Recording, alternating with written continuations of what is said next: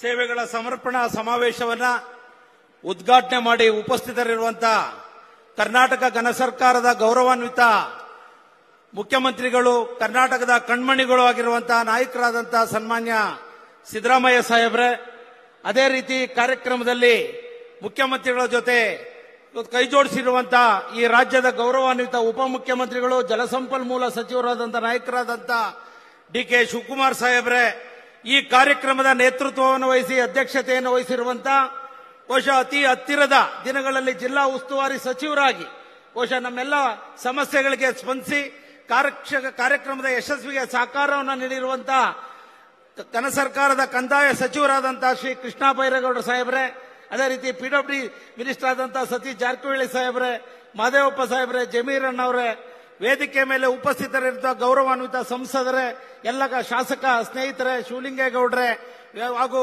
ಹಿರಿಯ ಶ್ರೇಣಿಯ ಅಧಿಕಾರಿಗಳೇ, ಈ ಜಿಲ್ಲೆಯಾದ್ಯಂತ ಮೂಲೆ ಮೂಲೆಯಿಂದ ಆಗಮಿಸಿರುವಂತಹ ಎಲ್ಲ ನನ್ನ ತಾಯಂದಿರೇ, ಹಿರಿಯರೇ, ಬಂಧುಗಳೇ, ಮಾಧ್ಯಮದ ಸನ್ಮಿತ್ರರೇ, ಪ್ರಪ್ರಥಮವಾಗಿ ಈ ಸರ್ಕಾರದ ಗೌರವಾನ್ವಿತ ಮುಖ್ಯಮಂತ್ರಿಗಳಾದಂತಹ ಸಿದ್ದರಾಮಯ್ಯ ಸಾಹೇಬರಿಗೆ ಮತ್ತು ಡಿ.ಕೆ. ಶಿವಕುಮಾರ್ ಸಾಹೇಬರಿಗೆ ಇವತ್ತು ಶ್ರವಣಬೆಳಗೊಳ ವಿಧಾನಸಭಾ ಕ್ಷೇತ್ರದ ಜನತೆಯ ಪರವಾಗಿ ಇವತ್ತು ದಿಡ್ಗ, ತುಮಕೂರು ಆ ಭಾಗದ 18 ಕೆರೆಗಳಿಗೆ ನೀರು ತುಂಬಿಸತಕ್ಕಂತ ಯೋಜನೆಗೆ 74 ಕೋಟಿ ಅನುದಾನವನ್ನು ಮಂಜೂರು ಮಾಡಿರುವಂತಹ ಈ ಸಂದರ್ಭದಲ್ಲಿ ಕಾಮಗಾರಿಗಳನ್ನು ಕೈಗೆತ್ತಿಕೊಳ್ಳಲಿಕ್ಕೆ ಆ ಜನರ ಆಶೋತ್ತರಗಳಿಗೆ ಸ್ಪಂದಿಸಿರ್ತಕ್ಕಂಥ ಈ ಸಂದರ್ಭದಲ್ಲಿ ಅವ್ರಿಗೆ ಆ ಕ್ಷೇತ್ರದ ಶಾಸಕನಾಗಿ ಆ ಭಾಗದ ರೈತರ ಪರವಾಗಿ ಹೃದಯಪೂರ್ವಕವಾದಂತಹ ಅಭಿನಂದನೆಗಳನ್ನು ಸಲ್ಲಿಸಲಿಕ್ಕೆ ವಿಶೇಷವಾಗಿ ಬಯಸ್ತಾ ಇದ್ದೇನೆ. ಅದೇ ರೀತಿ ಇಂದಿರಾ ಗಾಂಧಿ ಮುರಾರ್ಜಿ ವಸತಿ ಶಾಲೆ ನಿವೇಶನ ಒದಗಿಸಿದ್ದು ಕಳೆದ ವರ್ಷ ಮಾನ್ಯ ಮುಖ್ಯಮಂತ್ರಿಗಳನ್ನ ಭೇಟಿ ಮಾಡಿದಂತಹ ಸಂದರ್ಭದಲ್ಲಿ ಈ ವರ್ಷ ಅನುದಾನವನ್ನು ಒದಗಿಸ್ತೀವಿ ಎಂಬತಕ್ಕಂಥ ಆಶ್ವಾಸನೆಯನ್ನು ನೀಡಿದ್ರು. ಅದಕ್ಕೂ ಕೂಡ ಇವತ್ತು 22 ಕೋಟಿ ಅನುದಾನವನ್ನ ನಮ್ಮ ಕ್ಷೇತ್ರದ ಇಂದಿರಾ ಗಾಂಧಿ ಮುರಾರ್ಜಿ ಶಾಲೆಗೆ ಅವಕಾಶವನ್ನ ಮಾಡಿಕೊಟ್ಟು ಕಾಮಗಾರಿಯನ್ನ ಕೈಗೆತ್ತಿಕೊಳ್ಳಲಿಕ್ಕೆ ಅವಕಾಶವನ್ನ ಮಾಡಿಕೊಟ್ಟಿದ್ದಾರೆ.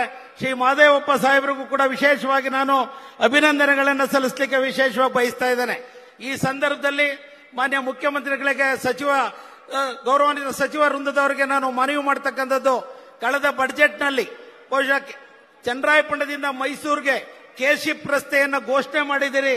ಇವತ್ತು ಅದು ಕೇವಲ ನನ್ನ ತಾಲೂಕಿಗೆ ಮಾತ್ರ ಸೀಮಿತವಲ್ಲ, ಅರಸೀಕೆರೆ, ಬೆಳಗಾಂ, ಗುಲ್ಬರ್ಗ, ಬೆಳಗಾಂ ಜಿಲ್ಲೆಯ ಎಲ್ಲ ವಾಹನಗಳು ಸಂಚರಿಸತಕ್ಕಂಥದ್ದು.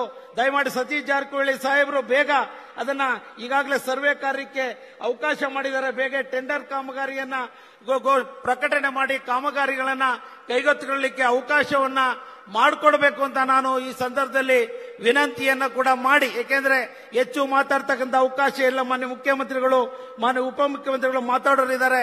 ಯಾಕೆಂದ್ರೆ ಮಾನ್ಯ ಉಪಮುಖ್ಯಮಂತ್ರಿಗಳು ಕೂಡ ಇಂದಿನ ಸಮ್ಮಿಶ್ರ ಸರ್ಕಾರದಲ್ಲೂ ಕೂಡ ನಮ್ಮ ಒಂದು ಯೋಜನೆಗೆ ಅವರು ಸಹಕಾರವನ್ನು ಮಾಡಿದ್ದುದನ್ನು ಕೂಡ ನಾನು ಈ ಸಂದರ್ಭದಲ್ಲಿ ವಿಶೇಷವಾಗಿ ಸ್ಮರಿಸ್ಕೋತಾ ಇದ್ದೀನಿ ಎಂಬತಕ್ಕಂಥ ಮಾತನ್ನು ಕೂಡ ನಾನು ಈ ಸಂದರ್ಭದಲ್ಲಿ ಹೇಳ್ತಾ, ಮಾನ್ಯ ಶಿವಲಿಂಗೇಗೌಡರು ಮಾತಾಡಬೇಕಾದ್ರೆ ಹೇಳಿದ್ದು ಅನುದಾನ ಭಾಗ್ಯಗಳನ್ನು ಕೊಟ್ಟಿರ್ತಕ್ಕಂಥದ್ದನ್ನು ಕೂಡ ನಾವು ಸ್ವಾಗತ ಮಾಡ್ತೇವೆ. ಅಭಿವೃದ್ಧಿಗೆ ಇನ್ನು ಹೆಚ್ಚಿನ ಸಹಕಾರವನ್ನು ಮಾಡಿ ಎಂಬತಕ್ಕಂಥದ್ದು ನಮ್ಮ ವಿನಯಪೂರ್ವಕವಾದಂತ ಮನವಿ ಅಂತ ನಾನು ಈ ಸಂದರ್ಭದಲ್ಲಿ ಹೇಳ್ತಾ, ಇವತ್ತು ಹಾಸನ ಜಿಲ್ಲೆಗೆ ಆಯಾ ಕಾಲಘಟ್ಟಗಳಲ್ಲೂ ಕೂಡ ಅಭಿವೃದ್ಧಿಗೆ ಸಹಕಾರ ಆಗಿದೆ.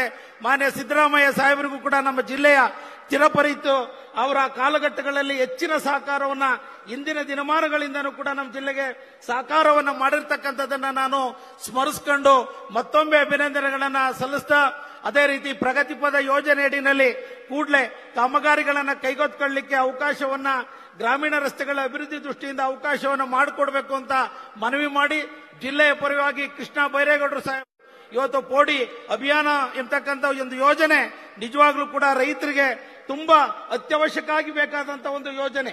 ಅದನ್ನ ಇವತ್ತು ವಾರ್ ಫುಟಿಂಗ್ ನಲ್ಲಿ ಇವತ್ತು ಅವಕಾಶವನ್ನ ಮಾಡಿಕೊಟ್ಟು ಜಿಲ್ಲೆಯ ಸುಮಾರು 15,000 ಜನರಿಗೆ ಇವತ್ತು ಪಾಣಿಯನ್ನ ಕೊಡುವಂತ ಕಾರ್ಯಕ್ರಮಕ್ಕೆ ಅವಕಾಶ ಮಾಡಿಕೊಟ್ಟಿದ್ದಾರೆ. ಅವ್ರಿಗೂ ಕೂಡ ನಾನು ಅಭಿನಂದನೆಗಳನ್ನು ಸಲ್ಲಿಸ್ತಾ, 3 ಹಂತದಲ್ಲಿ ಪ್ರಕ್ರಿಯೆಗಳನ್ನ ಮಾಡಿಕೊಟ್ಟಿದ್ದಾರೆ. 1 to 5 ಅನುಬಂಧದಲ್ಲಿ 4,000 ಅರ್ಜಿಗಳು ನಮ್ಮ ತಾಲೂಕಲ್ಲಿದೆ. 2ನೇ ಹಂತದಲ್ಲಿ ಒಂದು ಮಿಸ್ಸಿಂಗ್ ರೆಕಾರ್ಡ್ ನಲ್ಲಿ 4,000 ಇದೆ. ಅದೇ ರೀತಿ ಇವತ್ತು ಇನ್ನು 10,000 ಅರ್ಜಿಗಳು ಸರಳೀಕರಣ ಮಾಡಿ ಅದನ್ನ ರೈತರಿಗೆ ಅನುಕೂಲ ಮಾಡುವಂತ ನಿಟ್ಟಿನಲ್ಲೂ ಕೂಡ ಸಹಕಾರವನ್ನು ನೀಡಿದ್ದಾರೆ. ಹಾಸನಾಂಬೆಯ ದರ್ಶನವನ್ನ ಅಚ್ಚುಕಟ್ಟಾದಂತಹ ರೀತಿಯಲ್ಲಿ ಅವಕಾಶವನ್ನು ಮಾಡಿ ಇವತ್ತು ವಿಶೇಷವಾಗಿ ಒಂದು ಉತ್ತಮವಾದಂತಹ ಸೇವೆನ ಕೃಷ್ಣ ಬೈರೇಗೌಡರು ಮಾಡಿ ಸಹಕಾರವನ್ನು ನೀಡಿದ್ದಾರೆ ಅಂತ ಕೂಡ ಈ ಸಂದರ್ಭದಲ್ಲಿ ಹೇಳಿ, ಮುಂದಿನ ದಿನಮಾನಗಳಲ್ಲೂ ಕೂಡ ನಮ್ಮ ಕ್ಷೇತ್ರಕ್ಕೆ, ನಮ್ಮ ಜಿಲ್ಲೆಗೆ ಹೆಚ್ಚಿನ ಅನುದಾನವನ್ನು ನೀಡಬೇಕು ಅಂತ ಕೂಡ ನಾನು ವಿಶೇಷವಾಗಿ ಮನವಿಯನ್ನು ಕೂಡ ಮಾಡಿ, ಇವತ್ತು ಹಾಸನ ಮಹಾನಗರ ಪಾಲಿಕೆಯನ್ನಾಗಿ ಘೋಷಣೆ ಮಾಡಿಕೊಟ್ಟಿದ್ದೀರಿ.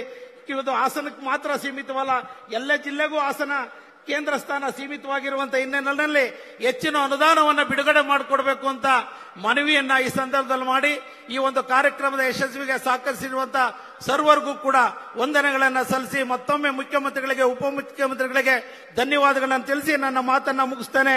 ಜೈ ಹಿಂದ್, ಜೈ ಕರ್ನಾಟಕ ಮಾತೆ. ಧನ್ಯವಾದಗಳು ಬಾಲಕೃಷ್ಣ ಅವರಿಗೆ. ಈಗ ಸಕಲೇಶ್ಪುರ ಮಂಜು ಅವರು ಕೇವಲ 1 ನಿಮಿಷ, ದಯವಿಟ್ಟು ಯಾರ್ದು ಹೆಸರು ಬೇಡ. ಹಾಸನ ಜಿಲ್ಲೆಗೆ ಆಗಮಿಸಿರ್ತಕ್ಕಂಥ ಮಾನ್ಯ ಮುಖ್ಯಮಂತ್ರಿಗಳಾದಂತಹ ಸಿದ್ದರಾಮಯ್ಯ ಸಾಹೇಬ್ರೆ, ಜಲಸಂಪನ್ಮೂಲ ಇಲಾಖೆಯಲ್ಲಿ ಕ್ರಾಂತಿಯನ್ನೇ ಮಾಡ್ತಿರ್ತಕ್ಕಂಥ ಡಿ ಕೆ ಶಿವಕುಮಾರ್ ಸಾಹೇಬ್ರೆ, ಹಿರಿಯರು ನಮ್ಮ ಸಮುದಾಯದ ಮುಖಂಡರಾದಂತಹ ಮಹದೇವಪ್ಪ ಸಾಹೇಬ್ರೆ, ಜಮೀರ್ ಅಹಮದ್ ಅವರೇ, ಸತೀಶ್ ಜಾರಕಿಹೊಳಿ ಸಾಹೇಬ್ರೆ, ಅದೇ ರೀತಿಯಲ್ಲಿ ಶಿವಲಿಂಗೇಗೌಡರು, ನಮ್ಮ ಜಿಲ್ಲೆಯ ಹಿರಿಯ ಶಾಸಕರು, ಶ್ರೇಯಸ್ ಪಾಟೀಲ್ರು, ಯುವಕರು, ಸಂಸದರು, ಸುರೇಶ್ ಅಣ್ಣನವರೇ, ಬಾಲಕೃಷ್ಣಣ್ಣನವರೇ, ನಾನು ಮೊಟ್ಟ ಮೊದಲನೇ ಬಾರಿಗೆ ನಮ್ಮ ಉಸ್ತುವಾರಿ ಸಚಿವರಿಗೆ ಧನ್ಯವಾದವನ್ನು ಹೇಳಲಿಕ್ಕೆ ಇಷ್ಟಪಡ್ತೇನೆ. ಯಾಕೆ ಅಂತ ಹೇಳಿದ್ರೆ, ಬಂದು ಕಡಿಮೆ ಅವಧಿಯಲ್ಲೇ ನನ್ನ ಜಿಲ್ಲೆಯಲ್ಲಿ ಇರ್ತಕ್ಕಂಥ ಸಂಪೂರ್ಣ ಸಮಸ್ಯೆ ಬಗ್ಗೆ ಅವರು ಒಂದು ರೀತಿ ಗಮನ ಹರಿಸಿರ್ತಕ್ಕಂಥದ್ದು ಸಂತೋಷದ ವಿಚಾರ. ಯಾಕೆ ಅಂತ ಹೇಳಿದ್ರೆ, ಹಾಸನ ಜಿಲ್ಲೆಯಲ್ಲಿ ಅತ್ಯಂತ ಹೆಚ್ಚಿನ ನೀರಾವರಿ ಮೂಲಗಳಿರ್ತಕ್ಕಂಥದ್ದು ಸಕಲೇಶ್ಪುರ ವಿಧಾನಸಭಾ ಕ್ಷೇತ್ರದಲ್ಲಿ. ಇಷ್ಟೆಲ್ಲ ಮೂಲಗಳಿದ್ರು ಕೂಡ ನಾಲೆಗಳನ್ನ ದುರಸ್ತೀಕರಣ ಆಗದಲ್ಲೇ ಇವತ್ತು ರೈತರಿಗೆ ಸರಿಯಾದ ರೀತಿಯಲ್ಲಿ ನೀರು ಹೋಗ್ತಾ ಇಲ್ಲ. ಇದನ್ನ ನಾನು ಮಾನ್ಯ ಸಚಿವರಿಗೆ ಗಮನಕ್ಕೆ ತಂದಿದ್ದೆ. ಕಡಿಮೆ ಅವಧಿಯಲ್ಲೇ ಇಷ್ಟೊಂದು ಜಿಲ್ಲೆಯ ಎಲ್ಲ ಸಮಸ್ಯೆಗಳನ್ನು ಕೂಡ ಅರ್ಥವನ್ನ ಮಾಡ್ಕೊಂಡು ಮುಖ್ಯಮಂತ್ರಿಗಳು, ಉಪಮುಖ್ಯಮಂತ್ರಿಗೆ ಗಮನಕ್ಕೆ ತಂದಿರೋದಕ್ಕೆ ನಿಜವಾಗ್ಲೂ ಸರ್ ಧನ್ಯವಾದನ ಈ ಸಂದರ್ಭದಲ್ಲಿ ನಾನು ಹೇಳಲಿಕ್ಕೆ ಇಷ್ಟಪಡ್ತೇನೆ. ಯಾವುದೇ ಸಮಸ್ಯೆ ಇದ್ರೂ ಕೂಡ ಸಚಿವರು ತುರ್ತಾಗಿ ಸ್ಪಂದಿಸ್ತಕ್ಕಂಥ ಕೆಲಸವನ್ನ ಮಾಡ್ತಾರೆ. ನಾನು ಮೊನ್ನೆ ನನ್ನ ಮೀಟಿಂಗ್ ಕರೆದಂತ ಸಂದರ್ಭದಲ್ಲಿ ಹಕ್ಕುಪತ್ರಕ್ಕೆ ಸಂಬಂಧಪಟ್ಟಂಗೆ ನಾನು ಹೇಳಿದೆ ಸಚಿವರೇ ಈ ರೀತಿ ಹಕ್ಕುಪತ್ರ ಸಮಸ್ಯೆ, ಆಗ್ಲೇ ಅವ್ರ PA ಇಂದ ಫೋನ್ ಮಾಡಿಸಿ ತಹಸೀಲ್ದಾರ್ಗಳಿಗೆ ಇನ್ಸ್ಟ್ರಕ್ಷನ್ ಕೊಡಿಸಿ ಇಮಿಡಿಯೇಟ್ ಹಕ್ಕುಪತ್ರನ ಕೊಡಿಸ್ಲಿಕ್ಕೆ ಪ್ರಾರಂಭ ಮಾಡಬೇಕು ಅಂತ ಹೇಳಿದ್ರು. ನಾವು ಅಭಿವೃದ್ಧಿಯಲ್ಲಿ ಯಾವುದೇ ರಾಜಕೀಯನ ಖಂಡಿತವಾಗ್ಲೂ ಕೂಡ ನಾವು ಮಾಡಲ್ಲ.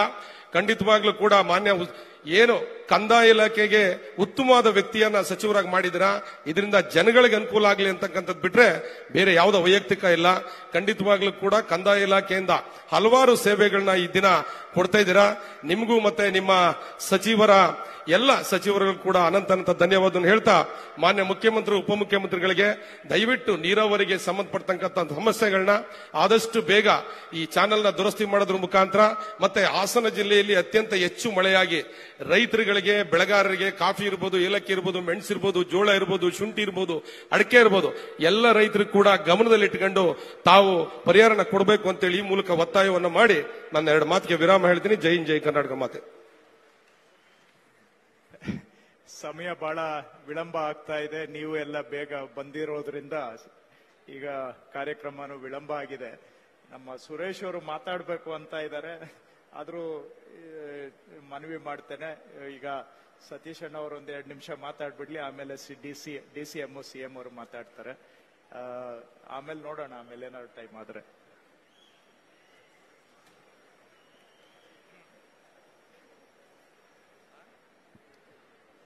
ಎಲ್ಲರಿಗೂ ಆತ್ಮೀಯ ನಮಸ್ಕಾರಗಳು.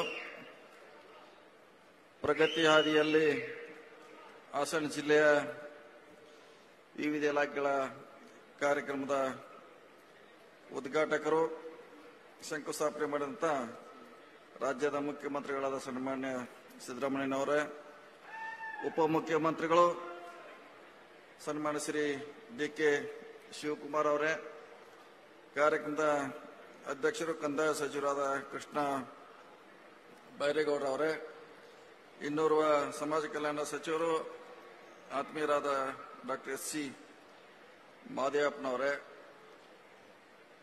ವಸತಿ ಸಚಿವರಾದ ಸನ್ಮಾನ್ಯ ಶ್ರೀ ಜಮೀರ್ ಅಹಮದ್ ಖಾನ್ ಅವರೇ, ವೇದಿಕೆ ಮೇಲಿರುವಂಥ ಎಲ್ಲ ಶಾಸಕ ಮಿತ್ರರೇ,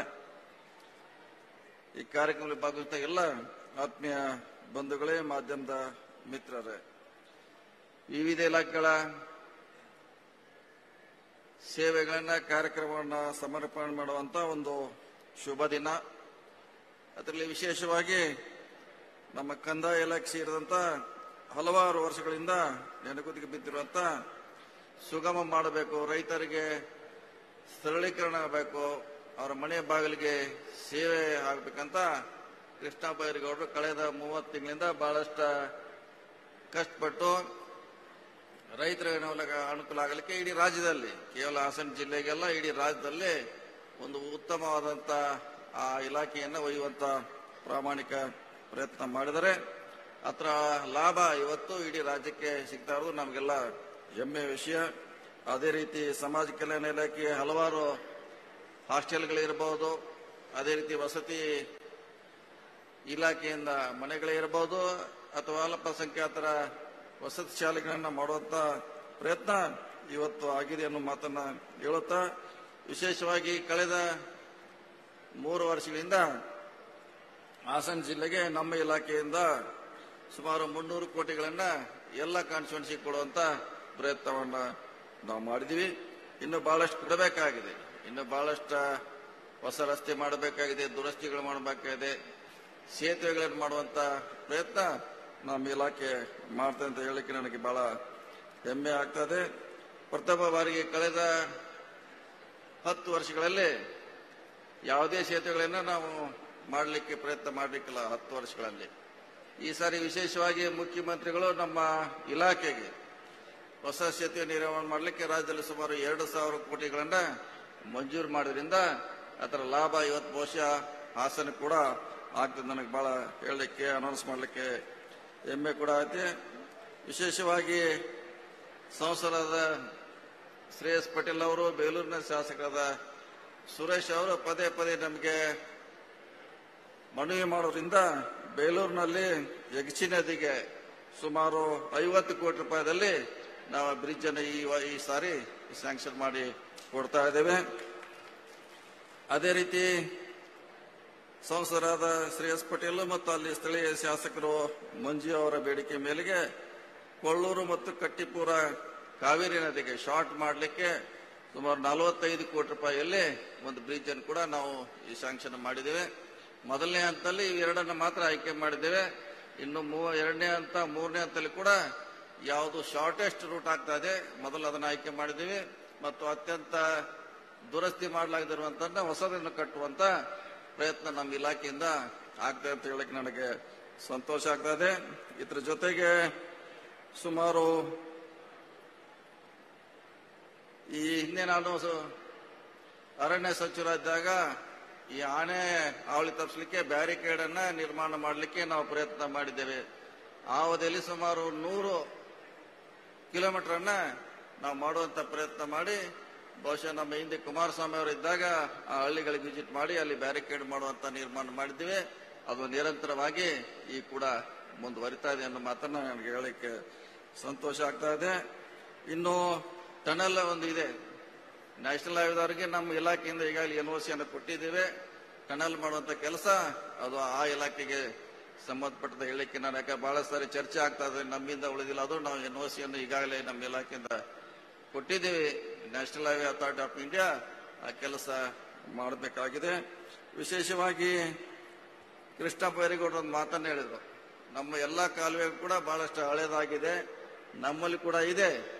ಅದಕ್ಕೆ ನಮ್ದು ಮುಖ್ಯಮಂತ್ರಿಗಳಿಗೆ ಉಪಮುಖ್ಯಮಂತ್ರಿಗೆ ವಿನಂತಿ, ಒಂದು ಸಾರಿ ತಾವು ಈ ಹೊಸ ಕಾಮಗಾರಿ ನಿಲ್ಲಿಸಿ ಹಳೆ ಕಾಲುವೆಗಳನ್ನು ದುರಸ್ತಿ ಮಾಡಿದ್ರೆ ಬಹುಶಃ ನಾವು 100 TMC ನೀರನ್ನ ಉಳಿಸಿ ಅದನ್ನು ರೈತರಿಗೆ ಕೊಡ್ಲಿಕ್ಕೆ ಸಾಧ್ಯ ಆಗ್ತಾ ಇದೆ. ನಮ್ಮ ಜಿಲ್ಲೆಯಲ್ಲಿ ಕೂಡ ಇದೆ, 2,000 ಕ್ಯೂಸೆಕ್ ಇದ್ರೆ 300 ಕ್ಯೂಸೆಕ್ಸ್ ಅದು ವ್ಯರ್ಥವಾಗಿ ಹೋಗ್ತವೆ. ಸೊ ಅಷ್ಟಿಂದ ಸುಮಾರು 10,000 20,000 ಎಕರೆಗೆ ನಾವು ನೀರನ್ನ ನಮ್ಮ ಇರುವ ಸಿಸ್ಟಮ್ ಅಲ್ಲಿ ಕೊಡಬೇಕಾಗ್ತದೆ.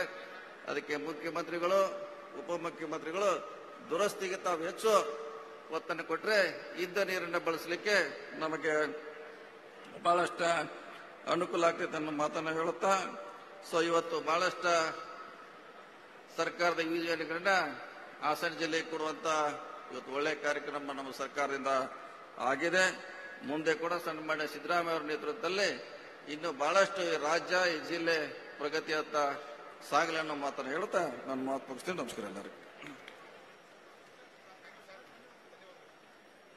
ಸಮಯ ಬಹಳ ಆಗಿದೆ. ಈಗ ನೇರವಾಗಿ ಇನ್ನೂ ಸಚಿವರು ಇಬ್ಬರು ಇದ್ರೂ ಸಹ ಅವರಲ್ಲಿ ನಾನು ಕ್ಷಮೆ ಕೇಳಿ ಮನವಿಯನ್ನ ಮಾಡ್ತಾ ಈಗ ಮಾನ್ಯ ಉಪಮುಖ್ಯಮಂತ್ರಿಗಳಾದಂತ ಶ್ರೀಯುತ ಡಿ.ಕೆ. ಶಿವಕುಮಾರ್ ಅವರು ಈ ಕಾರ್ಯಕ್ರಮವನ್ನ ಉದ್ದೇಶಿಸಿ ಹೆಚ್ಚಿನ ವಿಡಿಯೋಗಳಿಗೆ ಪ್ರತಿಧ್ವನಿ ಯೂಟ್ಯೂಬ್ ಚಾನೆಲ್ ಸಬ್ಸ್ಕ್ರೈಬ್ ಮಾಡಿ, ಬೆಲ್ ಐಕಾನ್ ಕ್ಲಿಕ್ ಮಾಡಿ.